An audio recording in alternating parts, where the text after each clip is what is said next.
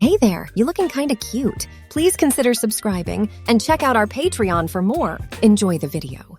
The pounding in her head was the first thing she noticed as consciousness slowly returned.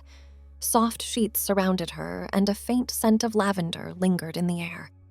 Blinking groggily, she tried to make sense of her surroundings. "Oh, thank goodness, you're finally awake!" A girl with long blonde hair and bright blue eyes peered down at her, relief evident on her face. The unfamiliar voice startled her, and she bolted upright, immediately regretting the sudden movement as pain lanced through her skull. "Whoa, take it easy there, Lizzy. You've been out for 2 weeks." 2 weeks. Lizzy? Nothing made sense. The room swam before her eyes. Pink walls, posters of boy bands, a vanity covered in makeup. This wasn't her room. "Where am I? What happened?" The voice that came out was high-pitched and unfamiliar. Panic began to set in. The blonde girl's brow furrowed with concern. "You're in your bedroom, silly, don't you remember? You hit your head pretty hard during the 4th of July celebrations. The doctors said you might have some memory issues when you woke up." Memory issues? That was an understatement. The last thing she remembered was fireworks. Marcus, a prank gone wrong, and her name definitely wasn't Lizzy. I don't understand. My name's not Lizzy, it's Larry, and this isn't my room." The other girl's eyes widened in alarm. "Oh no, this is worse than we thought. Lizzy, it's me, Alexis, your best friend. We've known each other since kindergarten." Heart racing, she looked down at herself. Long brown hair fell over her shoulders, and there were curves where there definitely shouldn't be. With trembling hands, she felt her chest, her face, her thighs. This wasn't her body. "This can't be happening," she whispered, voice shaking. I can't be." Alexis reached out and grasped her hand. "Lizzy, you're scaring me. Maybe we should call the doctor." "No!" The response came out sharper than intended. I just need a minute to process." How could she explain that she wasn't Lizzy at all? That somehow, impossibly, she had woken up in the wrong body? They'd think she was crazy. Hell, maybe she was crazy. Maybe this was all some vivid, messed-up dream. Alexis squeezed her hand. "Okay, take your time. I'm right here if you need anything." Closing her eyes, she took a deep breath, trying to calm her racing thoughts. "Think, Larry. What's the last thing you remember?" Flashes of memory came back to her. The 4th of July party at Uncle Jim's lake house. Marcus convincing him to play a prank on his stuck-up cousin Allie, sneaking backstage where the fireworks were set up. And then, nothing. "The fireworks," she murmured. "There was an accident." Alexis nodded eagerly. "That's right! You were helping set up the big finale when something went wrong. No one's sure exactly what happened, but there was an explosion. You got knocked out." An explosion. That explained the headache, at least. But it didn't explain this. "Alexis," she said slowly. "This is going to sound crazy, but I need you to listen. I'm not Lizzy. My name is Larry, and somehow I've ended up in the wrong body." Alexis stared at her for a long moment before bursting into laughter. "Oh, Lizzy, your sense of humor is still intact, I see. For a minute there, you really had me worried." "I'm not joking." Frustration bubbled up inside her. "Look, I know how it sounds, but you have to believe me. Something happened during that accident. I don't know how, but I've switched bodies or something." The laughter died on Alexis's lips as she realized her friend wasn't kidding. Larry? That's impossible. Things like that don't happen in real life. I know it sounds insane, but I swear to you, I'm telling the truth. Ask me anything about Larry's life, his family, his friends, his favorite foods. I'll prove it to you." Alexis bit her lip, clearly torn between concern and disbelief. "Okay, if you're really Larry, tell me about his best friend." "That's easy. Marcus Johnson. We've been best friends since 3rd grade when he beat him in the school spelling bee. Marcus was so impressed he declared us worthy adversaries, and we've been inseparable ever since. He's got a goofy laugh that sounds like a hyena, and he's allergic to peanuts." Alexis's eyes widened.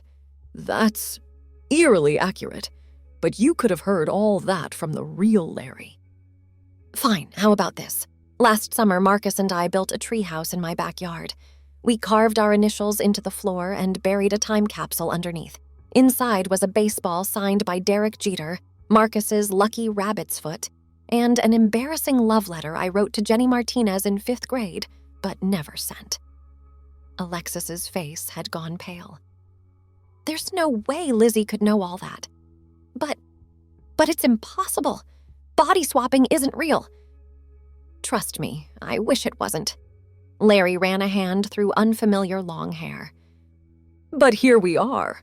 Oh my God. Alexis slumped back in her chair.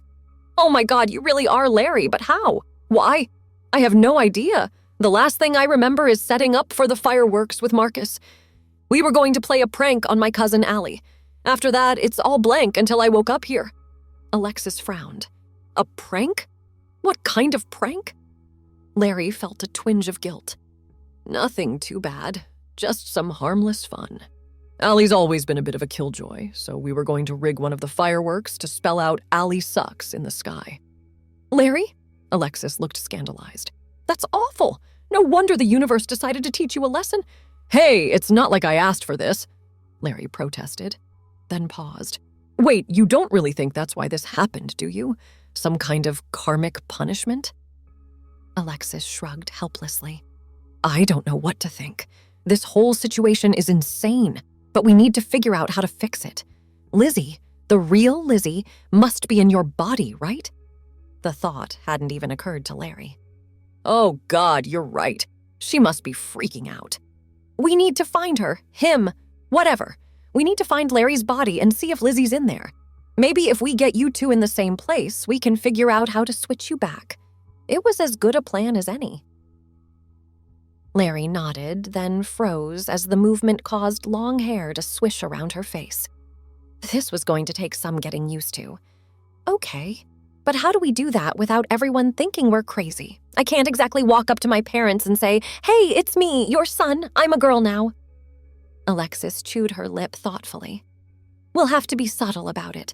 I can call around, say that Lizzy's awake but having some memory issues.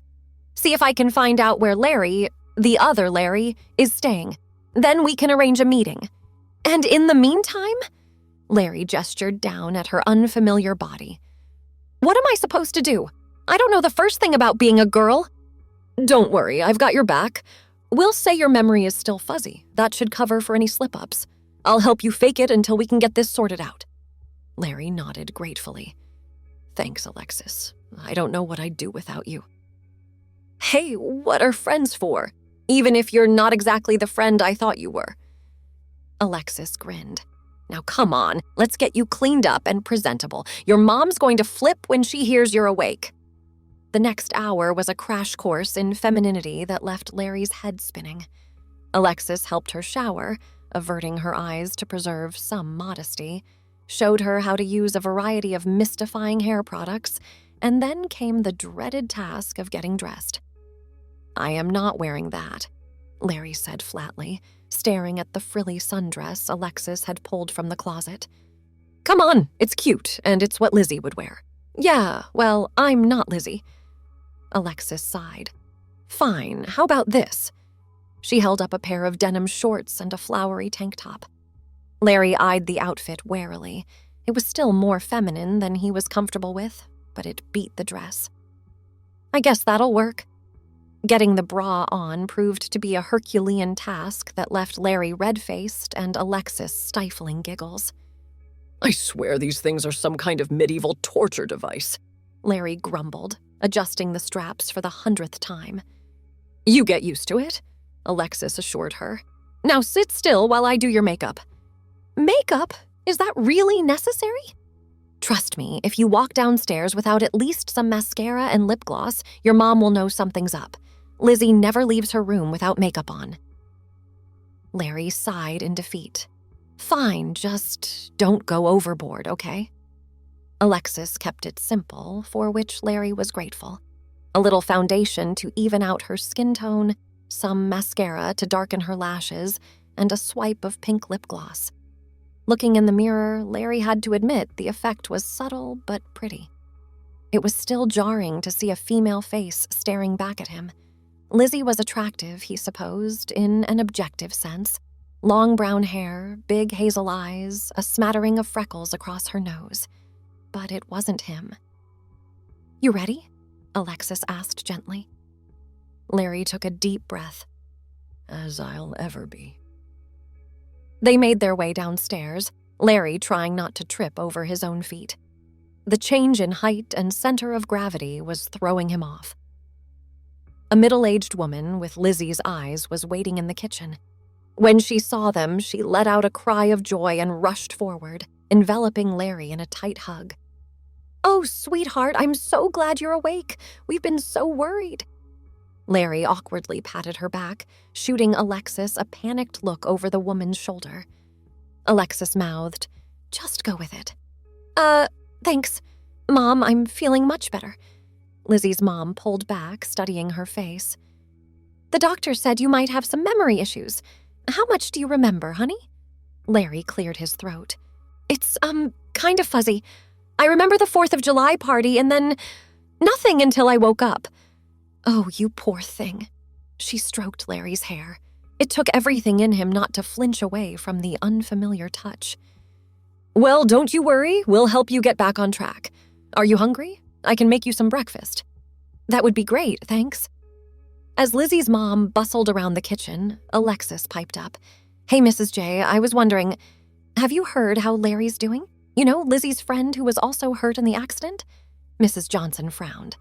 "Oh, that poor boy. I heard he woke up a few days ago, but he's been having some issues adjusting. Amnesia or something like that. Why do you ask?" Alexis shrugged casually. "Oh, just curious. I thought maybe seeing a familiar face might help jog Lizzy's memory." "That's not a bad idea, actually. I'll give his mother a call later, see if we can arrange a visit." Larry's heart leapt. This was their chance. The rest of the morning passed in a blur of awkward conversations and near slip-ups. Larry did his best to play the part of Lizzy, relying heavily on Alexis for cues and support. By lunchtime, he was mentally exhausted. "This is harder than I thought," he confessed to Alexis when they finally had a moment alone in Lizzy's room. "I don't know how long I can keep this up." "Hopefully you won't have to," Alexis said. "Mrs. J is calling Larry's mom this afternoon. With any luck, we'll be able to arrange a meeting soon." "And then what? We just explain the situation and hope they believe us?" Alexis shrugged. "I guess so, unless you've got a better idea?" Larry flopped back on the bed with a groan. "This is such a mess, all because of one stupid prank. Hey, look on the bright side. At least you're getting to experience life from a whole new perspective." Alexis grinned. "I bet you'll never take us girls for granted again after this." "Ha ha," Larry said dryly. Then he sobered. "But seriously, what if we can't fix this? What if I'm stuck like this forever?" Alexis sat down beside him, placing a comforting hand on his arm. "We'll figure it out, Larry, I promise. And hey, if worse comes to worst, being a girl isn't so bad. We do get all the best clothes." Despite himself, Larry chuckled. "I'll take your word for it. Though I have to admit, these shorts are pretty comfortable. See? Silver linings." Alexis stood up. "Now come on, let's go see if your mom's made any progress on arranging that meeting." As they headed downstairs, Larry couldn't shake the feeling that his life had irrevocably changed. Whether this bizarre situation was temporary or permanent, nothing would ever be quite the same again. The anticipation built as they descended the stairs, each step bringing them closer to potential answers. Larry's heart raced, a mix of hope and trepidation swirling in his chest. As they rounded the corner into the kitchen, Mrs. Johnson looked up from her phone with a smile. "Good news, girls! I just got off the phone with Larry's mother. We've arranged for him to come over tomorrow afternoon." Relief washed over Larry, quickly followed by a new wave of anxiety. Tomorrow, in less than 24 hours, he'd be face to face with his own body. The thought was surreal. "That's great, Mrs. J," Alexis chirped, giving Larry's hand a reassuring squeeze. "I'm sure it'll help Lizzy's memory." Larry nodded, trying to keep his voice steady. Yeah, thanks, Mom. I'm looking forward to it. Mrs. Johnson's brow furrowed slightly. Are you feeling all right, honey? You seem a bit off. Just tired, Larry said quickly. It's been a long day. Of course you should rest. Why don't you girls head back upstairs? I'll call you when dinner's ready. They didn't need to be told twice. As soon as Lizzy's bedroom door closed behind them, Larry sagged against it with a heavy sigh. That was close, he muttered. I don't know how much longer I can keep this up. Alexis flopped onto the bed. Just one more day. We can do this. And then what? Larry began to pace, his borrowed body's long hair swishing with each turn. How do we explain this without sounding completely insane? We'll cross that bridge when we come to it, Alexis said firmly. For now, let's focus on getting you through the next 24 hours without raising any more suspicions. The rest of the evening passed in a haze of forced normalcy. Dinner with Lizzy's family was a minefield of potential slip-ups, but Larry managed to navigate it with liberal use of "I don't remember" and meaningful glances at Alexis. By the time he crawled into Lizzy's unfamiliar bed that night, he was mentally and emotionally drained. Sleep didn't come easily. Larry tossed and turned, his mind racing with possibilities and fears. What if Lizzy wasn't in his body? What if she was, but they couldn't switch back? What if this was all some elaborate dream and he'd wake up tomorrow back in his own skin? When morning finally came, Larry felt like he'd barely slept at all. He stumbled through his morning routine, grateful for Alexis's continued guidance on the intricacies of feminine hygiene and fashion. As the clock ticked closer to the arranged meeting time, his anxiety ratcheted up to near unbearable levels. You look like you're about to pass out, Alexis observed as they waited in Lizzy's living room. Try to relax. Whatever happens, we'll figure it out together. Larry nodded, not trusting himself to speak. His palms were sweaty, and he couldn't stop fidgeting with the hem of his shirt. When the doorbell finally rang, he nearly jumped out of his skin. Mrs. Johnson answered the door, ushering in a familiar-looking woman and himself. It was the strangest sensation, seeing his own body from the outside. The other Larry looked just as shell-shocked, eyes darting around the room before landing on him. For a long moment, they just stared at each other. Then, simultaneously, "Oh my God, it's true. You're me." The adults in the room exchanged confused glances. "Lizzy, honey, do you remember Larry?" Mrs. Johnson prompted gently. Larry nodded slowly, not taking his eyes off his doppelganger. Yeah, I remember." "Why don't we give them some time to catch up?" Alexis suggested, herding the parents towards the kitchen. I'm sure they have a lot to talk about. As soon as they were alone, both Larrys spoke at once. "What the hell is going on? How did this happen?" They paused, then Larry and Lizzy's body gestured for the other to go first. "This is so weird," Lizzy said, using Larry's deeper voice. "I woke up in the hospital and everyone was calling me Larry. I thought I was going crazy." "Join the club," Larry replied wryly. "At least you didn't have to figure out how to put on a bra." Despite the tension, they both chuckled at that. It broke the ice, and soon they were comparing notes on their shared predicament. Neither could remember exactly what had happened during the fireworks accident, but they both agreed it was the likely cause of their body swap. "So how do we fix this?" Lizzy asked, running a hand through Larry's short hair in a gesture that was distinctly un-Larry-like. "I have no idea," Larry admitted. "But we can't keep pretending forever. We need to tell our families the truth." Lizzy blanched. "They'll never believe us. They'll think we've both gone insane." "Maybe," Larry conceded. "But what choice do we have? Besides, Alexis believes us. That's a start." As if summoned by her name, Alexis poked her head into the room. "How's it going in here? The parents are getting antsy." Larry and Lizzy shared a look, coming to a silent agreement. "We're ready," Larry said. "Time to face the music." What followed was easily the most surreal conversation of their lives. At first, their parents thought it was some kind of elaborate prank.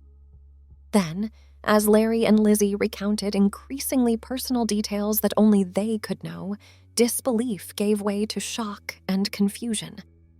"This is impossible," Larry's mother kept saying. "Things like this don't happen in real life." "And yet, here we are," Lizzy's father said, looking shell-shocked. It took hours of discussion, tears, and even a few shouting matches before everyone accepted the incredible truth. By the time the sun began to set, they had moved past denial and into problem-solving mode. "We need to find out exactly what happened during that accident," Larry's father said, his practical nature asserting itself. "Maybe if we can recreate the conditions." "No way," both mothers said in unison. "It's too dangerous." "We could try hypnosis," Alexis suggested, "to recover your memories of the accident." It was as good an idea as any. They agreed to start making calls in the morning to find a reputable hypnotherapist who might be able to help. For now, though, they had to decide on living arrangements. "I think it's best if we stay in our current bodies for now," Lizzy said reluctantly. "At least until we figure this out. It'll raise fewer questions." Larry nodded, equally unenthusiastic, but seeing the logic. "Yeah, you're right. But we'll need to teach each other about our lives. Habits, friends, that sort of thing." "I can help with that," Alexis volunteered. "I know both of you pretty well." As the adults hashed out the logistics, Larry found himself drifting off. The emotional toll of the day was catching up to him. He felt a hand on his shoulder and looked up to see Lizzy, in his body, giving him a sympathetic smile. "We'll figure this out," she said softly. "Together." For the first time since waking up in the wrong body, Larry felt a glimmer of real hope.